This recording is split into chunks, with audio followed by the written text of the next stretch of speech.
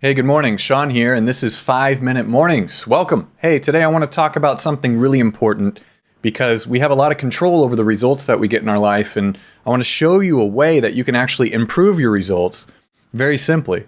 And the idea is that you can ask yourself questions in order to coach yourself. Here's what I mean. So when I show up and I do these videos, and when I show up and when I coach clients in person or through Skype or over the phone or whatever it happens to be, my job is to help people understand how they can improve the results that they're getting now. So it implies a couple things. It implies that there's something that is being done right now, some kind of a system.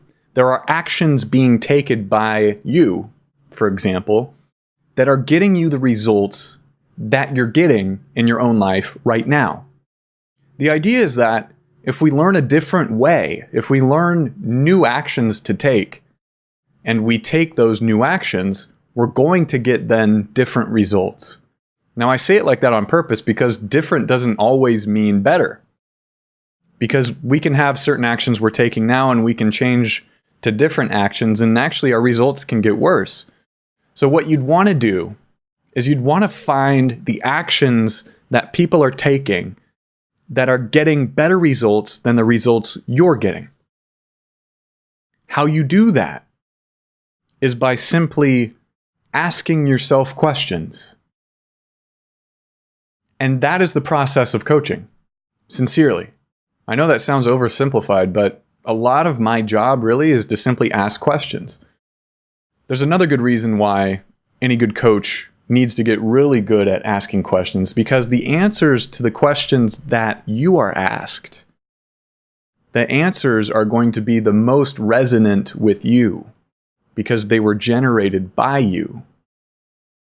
For example, if there's someone in your life, or let's say you, if there were an issue that you were dealing with, the very first thing I would ask probably would be some version of, what's a time in the past when this wasn't a problem? And by time traveling into the past, when this wasn't an issue, we can figure out what we were doing in the past that was getting us a better result. Or something else I might ask you is, who is someone in your life who doesn't have this problem or who is getting a better result? What do you think they do differently than it is that you're doing? Essentially, the question is, how are they getting the result that they're getting? What are the steps that they're taking on the path to achieving their ultimate result? So if you consider that for a second, one of the most important things might be to ask yourself questions. And you can be your own coach. You can coach yourself through really important decisions. You can coach yourself through really important life changes. And if you were to be your own coach, one way to approach that situation would be to start with the question of, what am I getting now? What are the results I'm getting now? And how would I like those results to be different? What do I want to get instead? Because when you really highlight what you want, somehow, there's multiple explanations for this, but somehow it really programs our mind to start looking for those solutions. It's kind of like when you are researching a car and then you end up buying one. And it's a really particular color and it has a particular feature set on it, like one of the optional wheels, for example, when there might be 3 or 4 different wheel options. So you have this car, you went and you bought it, you researched it, you feel really good about it. It's the exact color that you wanted, fantastic. It's the exact feature set that you wanted. It has everything, heated seats, navigation, whatever it is that you particularly wanted. And you start driving your car, you're loving it, and you're having a great time. And you're looking around, and you remember the salesman telling you one thing about the color of the car. Haha. I'm laughing because it's not something I used to say, but I would hear it a lot. They tell you that it's a rare color. Now, sometimes that's true.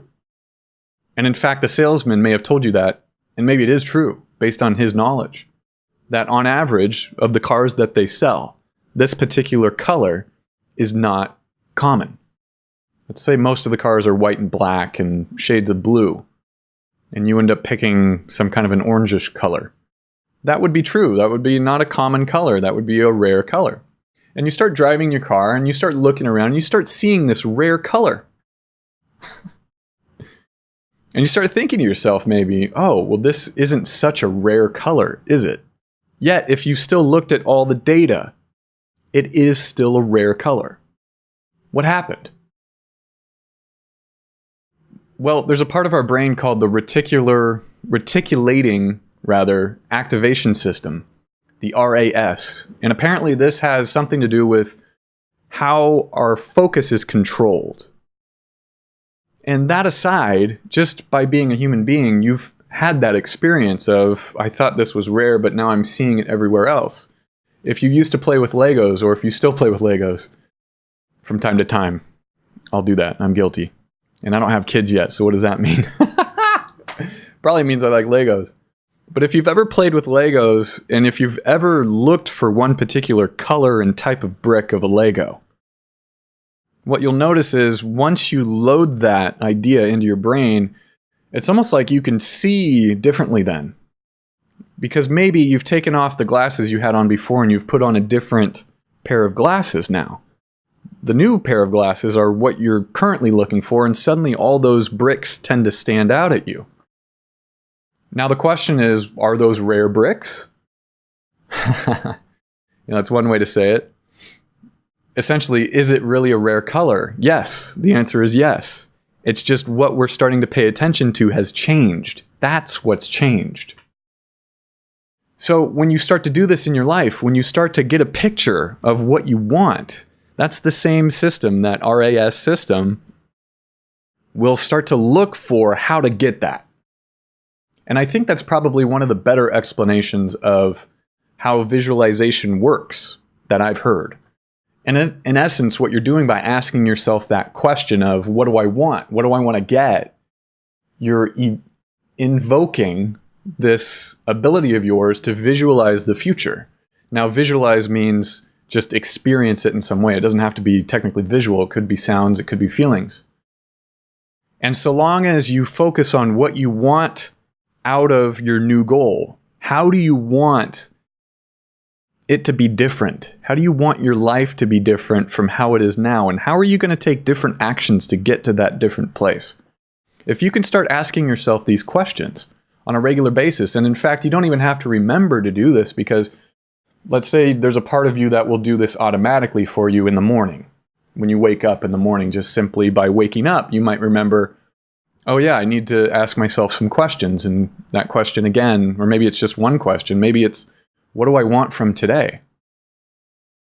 And maybe you can imagine throughout your day noticing that this question will come up, and maybe you'll also notice other questions would come up, and maybe, in fact, you'd notice that the act of asking questions in and of itself is so useful that instead of other strategies, or instead of new ways of doing things, instead of trying to research all these different ways, what if you already know the answer? What if you already know the answer of the actions you should take to get to the result you want? Because you're a human being and there's some part of you that's probably been paying attention to every single thing you've ever done or experienced and cataloged it in some way in your mind. What if that's possible? What if you can rely on this other part of your brain, or this other part of your neurology, wherever it is, that tends to know a lot more than we know consciously? It's really strange. And if you start asking yourself these questions, you'll start to get answers that you did not expect. Maybe from information that you knew long, long ago, that you've now suddenly decided to remember, or at least a part of you has. So do this. I know it's Thursday, and tomorrow's Friday, so play with this as an example. Ask yourself, what do you want from tomorrow? And how could you plan toward getting that? If you ask yourself those two questions, I guarantee you're going to have a much better quality of a Friday than you did otherwise if you hadn't asked yourself that question, because now you're taking control. Now you're activating your brain, or whatever that part is, to look for how you can make it better. And by the way, what you tend to look for is what you tend to find. Back to the car example. Because you were looking for that particular car and you tended to find it. That's exactly how that works.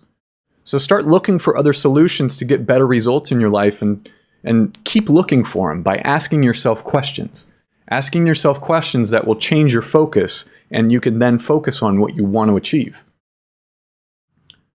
I think if you only did this in your life, if you only did that as a new habit, the rest of your life would have to change in a very radical way, because your focus is completely shifting on a regular basis and you're finding out new pieces of information. And I wonder if you agree with that or not. I don't think you have to be able to get the value out of what I'm saying. So do that. Ask yourself some questions. What do you want? How are you going to get it? And then report the results. Let us know how it's going. Let's start a dialogue. Let's start to ask each other questions. Because when we do that, then we learn even more. So I want to thank you again for your time. I've probably gone way over 5 minutes. I should probably rename this to something else. Maybe 10-minute mornings. I don't know. Anyway, thank you so much. I'll talk to you soon.